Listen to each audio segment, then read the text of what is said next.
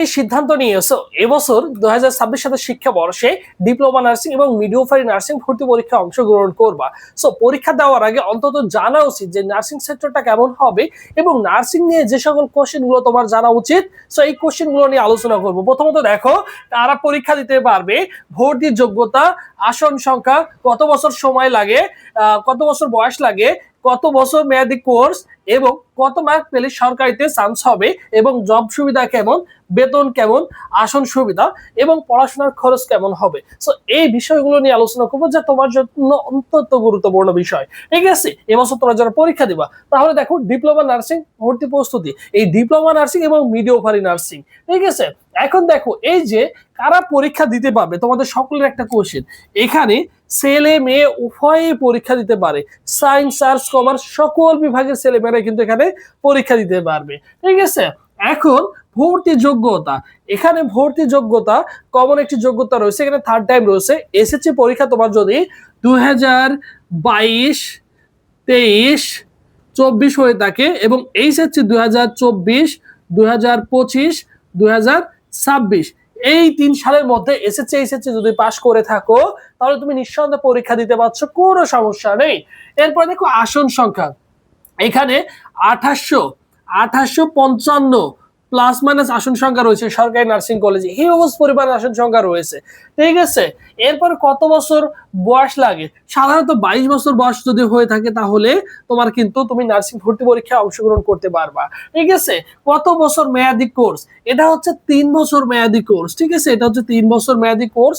এরপরে আরো 6 থেকে 1 বছর পর্যন্ত তোমার সময় লাগবে পোস্ট বেসিক কোর্স কমপ্লিট করতে। ঠিক আছে, এখন কত মার্ক পেলে সরকারিতে চান্স হবে। ভর্তি পরীক্ষা আমরা বিগত বছরে দেখেছি 100 মার্কের এমসিকিউর মধ্যে মোটামুটি 60 প্লাসে কিন্তু মিডওয়াইফারিতে হয়ে গেছে এবং ডিপ্লোমা নার্সিং এ 65 প্লাস যদি থাকে তাহলে দেখা গেছে তাদের কিন্তু চান্স হয়ে গেছে। এইটা তোমার বিগত কয়েক বছর দেখা যায় এই সংখ্যাটা বাড়ে আবার কমে। সো এরকমটাই থাকে। মোটামুটি তুমি ওভারঅল যদি টার্গেট রাখো 70 প্লাস যদি টার্গেট রাখতে পারো 100-র মধ্যে, তাহলে নিঃসন্দেহে তুমি চান্স পেয়ে যাবে। এখন বলতে পারো যে ভাইয়া 70 পাওয়া তো অনেক কঠিন হবে।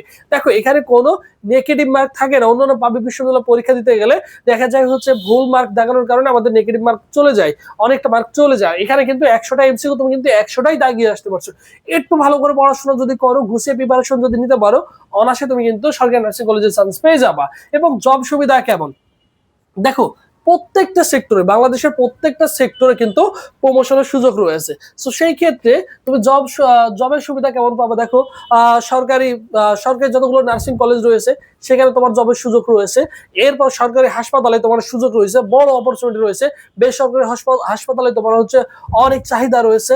এরপরে যদি ভবিষ্যতে তুমি যদি পিএইচডি করতে চাও, সেই জায়গা থেকে বাইরের দেশে পড়াশোনার সুযোগ সবচেয়ে বেশি নার্সিং সেক্টর থেকে। অস্ট্রেলিয়া, ইউকে, কানাডার মতো রাষ্ট্রগুলোতে তোমাদের চাহিদা সবচেয়ে বেশি, নার্সদের চাহিদা বেশি সবচেয়ে। তো সেই ক্ষেত্রে ওই সকল দেশগুলোতে তুমি কি করতে পারবা, পিএইচডি করতে চলে যেতে পারবা, কোনো সমস্যা নেই। ঠিক আছে, আবার পরবর্তীতে তুমি যদি মনে করো যে আমি কিছুই করবো না, আমার নিজস্ব একটা বড় ফার্মেসি থাকবে, সবকিছু আমি নিয়ন্ত্রণ করব, সেই সুযোগটা রয়েছে। তো সব রকম সুযোগ সুবিধা তুমি কিন্তু পরবর্তীতে পাবা ইনশাল্লাহ।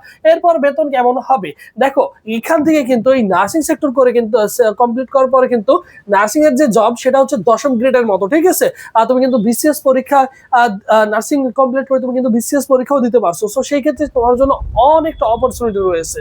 ঠিক আছে, এরপরে আবাসন সুবিধা, দেখো নার্সিং এ যখন তুমি চান্স পাবা, অনায়াসে নার্সিং এ সরাসরি তুমি কিন্তু যখন চান্স পাবা, ভর্তি হবে, সঙ্গে সঙ্গে কিন্তু তুমি কি পাবা, হল পেয়ে যাবে। তোমার জন্য আলাদা সিট বরাদ্দ থাকবে। যেমন আমরা ভার্সিটিতে চান্স পেলে দেখা যায় 1-1.5 বছর 2 বছর লেগে যায়। আবার সকলেই কিন্তু ভার্সিটিতে আসন পায় না, বা সব ইউনিভার্সিটি কিন্তু অ্যাভেলেবেল না কিন্তু। বাট নার্সিং এ তুমি কিন্তু অবশ্যই পাবা। কারণ নার্সিং এর শর্তটা হচ্ছে তুমি নার্সিং এর ক্যাম্পাসে থেকেই সুন্দর করে তুমি সেখান থেকে পড়াশোনাটা কন্টিনিউ করতে পারবা। ঠিক আছে, একমাত্র ছুটি হলেই তোমাকে কিন্তু ছাড় দেওয়া হবে, অন্যথায় তোমাকে ওই ক্যাম্পাসের মধ্যে থাকাটা হচ্ছে বাধ্যতামূলক, তোমাকে থাকতে হবে এবং সুন্দর করে তুমি পড়াশোনাটা কমপ্লিট করতে পারবা।